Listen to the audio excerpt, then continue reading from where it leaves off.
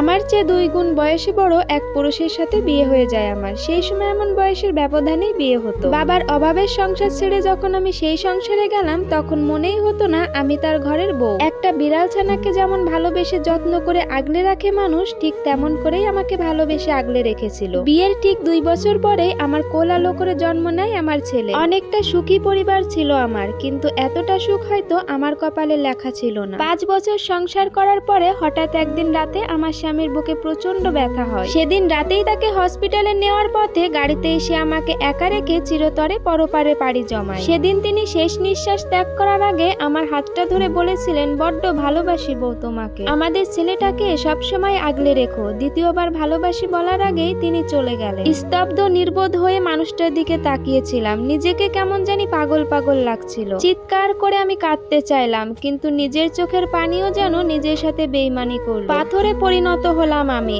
আর মনে মনে ভাবছিলাম মানুষটা আমাকে এত বেশি ভালোবাসতো, এই জন্যই কি তিনি আমাকে এত তাড়াতাড়ি ছেড়ে চলে গেলেন। এরপর থেকে শুরু হলো ছেলেকে নিয়ে আমার জীবন যুদ্ধ। এই জীবন যুদ্ধে আমি কাউকেই পাশে পাইনি, কাউকেই না। রাগ করে আমি বাবার বাড়িতেও যেতাম না, কারণ সেখানে গেলেই আমাকে আবার বিয়ে করার কথা বলতো, যেটা আমি কিছুতেই সহ্য করতে পারতাম না। আমার ভালোবাসার মানুষের জায়গাটা আমি অন্য কাউকেই দিতে পারবো না, কাউকেই না। যখনই মনে পড়তো এই নিঃসঙ্গ জীবনে একটা মানুষের দরকার, তখনই আমার তার বলা শেষ কথাটা মনে পড়তো। তারপর ছেলের কথা মনে পড়তো। মা ছেলের পেট বাঁচাতে একটা বাড়িতে কাজ নিলাম। কয়েকদিন সেই বাড়িতে কাজ করার পর একটা খারাপ লোকের দৃষ্টি পড়লো আমার ওপর। একদিন সুযোগ বুঝে ওই লোকটা বাজেভাবে শুয়েছিল আমাকে। সেই দিন বাসায় ফিরে গোটা একটা সাবান দিয়ে নিজেকে ঘষে ঘষে পরিষ্কার করলাম। কেন জানি আমার নিজের শরীরটা আমার কাছে অনেক বেশি ঘিন ঘিন করছিল। ওই দিনের পর থেকে আর ওই বাড়িতে কাজে যাই। ছেলের পড়াশোনার জন্য বাড়িতে বাড়িতে কাজ করেছি। নারী হয়েও রাস্তায় মাটি কেটেছি। নিজে না খেয়ে ছেলের মুখে খাবার তুলে দিয়েছি, কারণ সে তো আমার ভালোবাসার মানুষের অংশ। যেদিন আমার ছেলে এসে আমাকে বলেছিল সে মেট্রিক পাশ করেছে,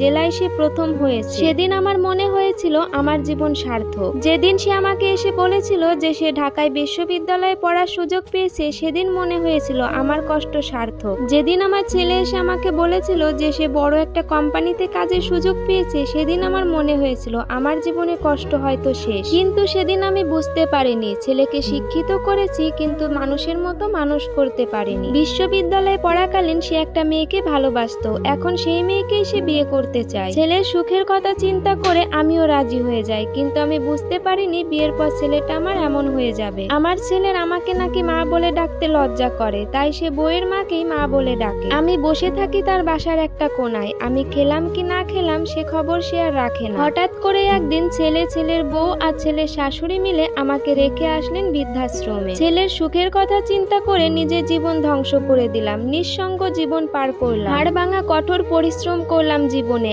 আজ তার কাছে আমার কোনো মূল্য নেই। আমি ব্যর্থ একজন মা। ছেলেকে শিক্ষিত করেছি, কিন্তু মানুষের মতো মানুষ করতে পারিনি। আর এই সম্পূর্ণ স্টোরিটা আমাদের এই সমাজে ঘটে যাওয়া একটা বাস্তব ঘটনা।